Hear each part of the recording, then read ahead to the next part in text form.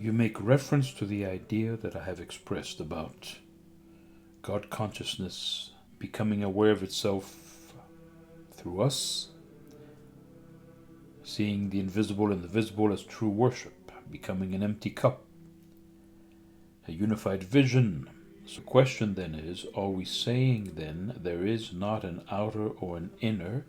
It is more about perception and receptivity. Those who have eyes truly see and ears truly hear. It's all one. But then you go on to say, a person doing the work removes their gaze from the five sense reality with its self-absorption. In doing this work, it facilitates an expanded perception, removes a veil. Two eyes become one unified vision. In turn, this vision is thy will. Removing one's gaze from the five sense reality, that is problematic in that it is through the five senses that we come to the higher awareness. That is part of the wonder of this world we find ourselves in. This stardust shaped into the wonder that we have before us and that we so miss by taking for granted, by being in such a dark place of sleep. We cannot imagine what a dark place of sleep we are in. By dark, I do not mean in the negative sense, that is there too, but in the blind to the miracle, wonder, magic, lived symbolic manifestation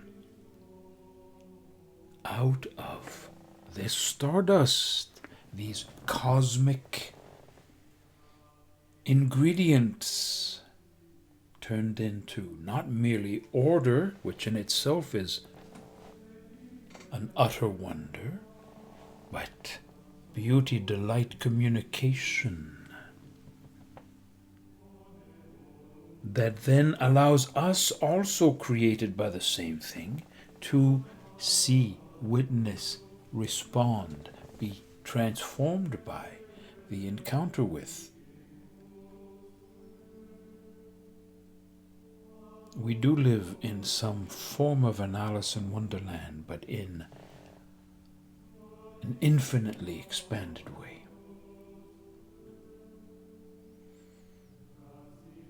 This is not in any way to remove us from the human reality of pain. You cut yourself, it bleeds, it hurts. This is not fantasy. We include this dimension. Hungry children, all of it. Absolutely. We become even more engaged in the senses because of this oneness consciousness. Connectivity with the divine that created it, the force, the source, the mystery. So all the more through the humanity of it, through the tears of it, the sweat of it, and rise up through the suffering of this harsher reality that inevitably comes with our material dimension. In order to come into that unified vision, as you have named it, is there then not an outer and an inner? What comes to mind first and foremost is Karl Graf Durkheim's magnificent quote of the great Buddhist master: our subjective view becomes objective. Seeing the inner as the outer, he speaks of it. Through the subjective, we encounter the objective. Our very subjectivity, which seems opposite to it, leads us into it, initiates us.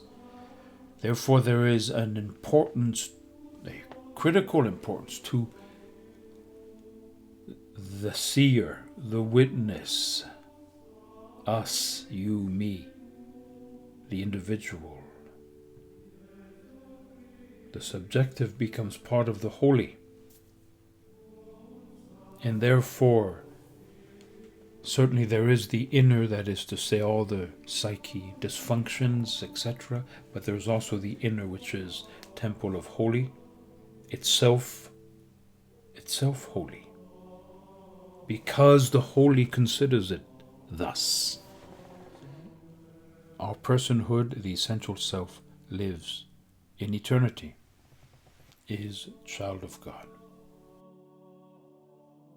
And all of the work that we do on the inner ultimately empties, yes, cleanses, so that there is that purer connectedness where one could argue there is no outer or inner anymore. But there is an I am, seeing varieties of I am. So the paradox is entering that consciousness of oneness, liberating ourselves from ego, and uncovering our unique, individuated fragment of the divine.